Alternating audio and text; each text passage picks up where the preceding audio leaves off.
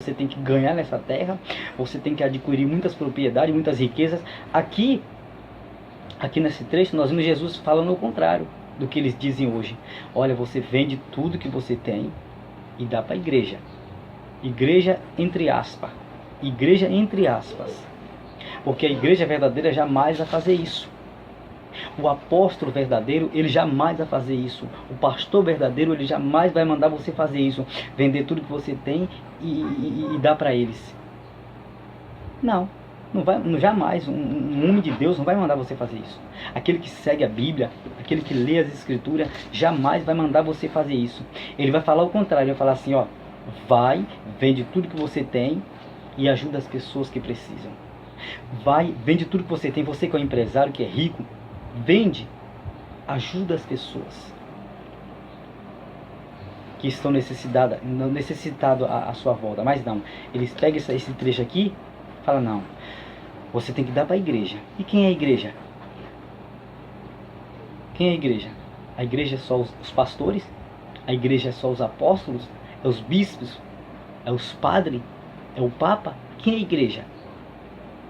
Quem é a igreja? Eu te pergunto, você sabe quem é a igreja? A Bíblia diz que a igreja, sabe quem que é? A igreja somos, é cada um de nós, onde quer que estejamos, representamos a igreja de Cristo.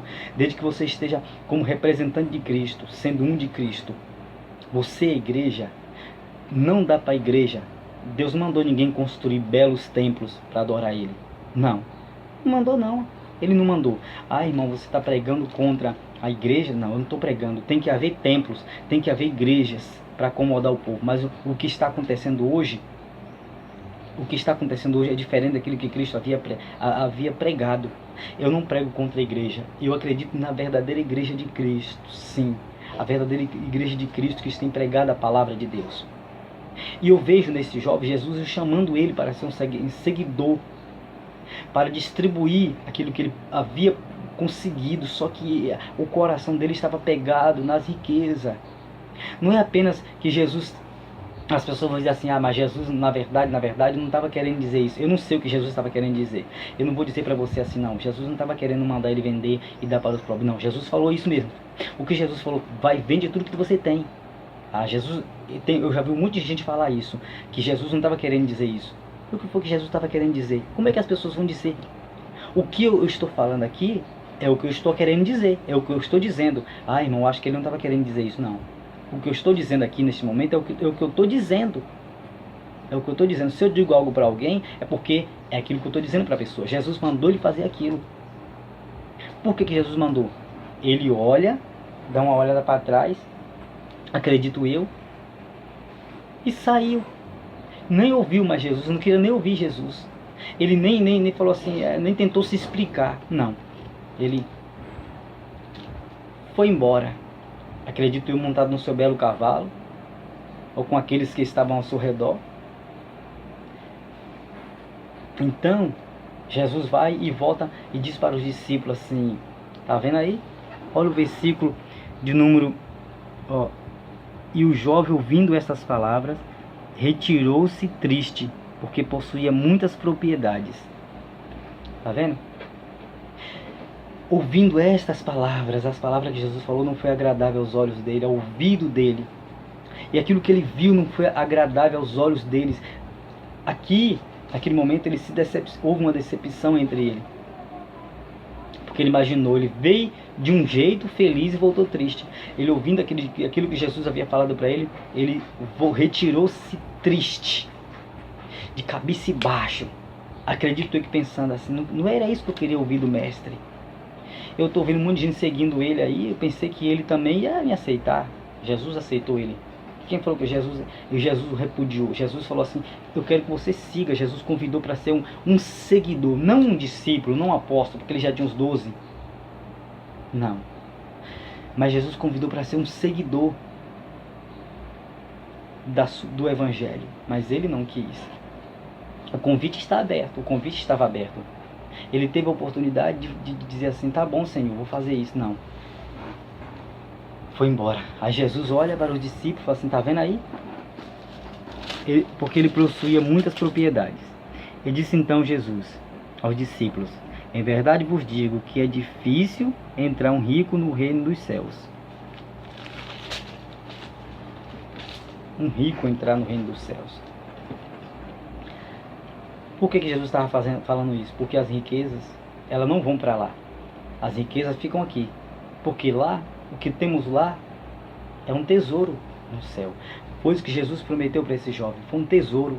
Segue-me e terás um tesouro. O que Jesus estava querendo fazer uma troca com ele ali, era o tesouro terrestre com o tesouro do céu. Mas ele não. A vida dele estava enraizada na terra, nos tesouros da terra. Por isso que você deve repudiar quando alguém aparecer a você pregando um outro evangelho. Esse evangelho que tem sido pregado por aí. O evangelho chamado o evangelho da prosperidade. Um evangelho próspero, um evangelho fácil, um evangelho de facilidade, que você faz um voto e fica rico. Você pega um objeto ungido, leva para casa e o milagre acontece. Você leva leva uma garrafa de água com um pouquinho de óleo, vindo não sei da onde aí, e você coloca no enfermo e é curado. Não existe esse evangelho. Não existe esse evangelho, não. Esse evangelho que eles estão pregando é outro evangelho. É aquele evangelho que o apóstolo Paulo falou. Ainda que viesse eu mesmo, ou até mesmo um anjo do céu, pregando um outro evangelho, considere-o anátema, maldito, maldição. Tudo que havia ali era maldito, era maldição. Então Deus falou, não receba este evangelho, não aceite, não toque em nada, não leve para casa. Mas o que as pessoas têm feito, têm levado para casa.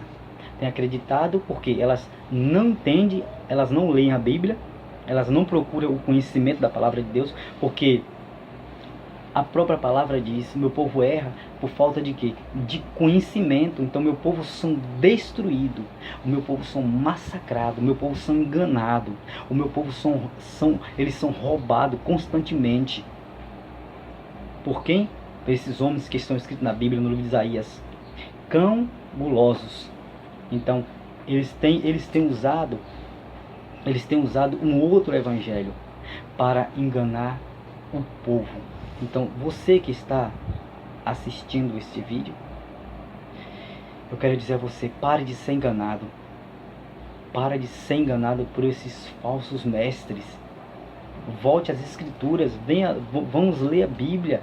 Você tem a maior autoridade na tua casa. Você tem aquilo que Deus escreveu, que Deus usou os profetas, homens de Deus, para escrever. Você tem na tua casa um livro. O que é que te falta? Para de ser enganado.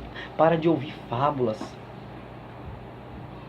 Eu pergunto a você, amigo ouvinte, até hoje, seja sincero, dê uma volta. O que foi que você conseguiu? Seguindo os conselhos deles, não os conselhos de Deus. O que foi que você conseguiu com tudo isso? Porque na verdade, como disse Jesus, até agora você pode observar que nada. Se aquele jovem que conversou com Jesus, que teve a oportunidade de um encontro com Cristo, mas não aceitou o que Jesus havia dito para ele, se aquele jovem existisse nos dias de hoje, ele não ouvia Jesus. Mas se aquele jovem fosse em uma das igrejas que existem por aí hoje, essas igrejas da prosperidade, igrejas que pregam outro evangelho, eles ouviam, sabia? Se esse jovem fosse em uma das igrejas hoje, e desses bispos, que se dizem ser bispos, que se dizem ser apóstolos, se esses apóstolos falassem, olha, vai, vende tudo que você tem. Se esses homens observassem que esse jovem possuísse propriedade, fosse rico, eles já iam fazer o quê? Crescer o olho do que esse jovem tinha. Falar assim, olha, faz um voto com Deus. Faz um desafio com Deus.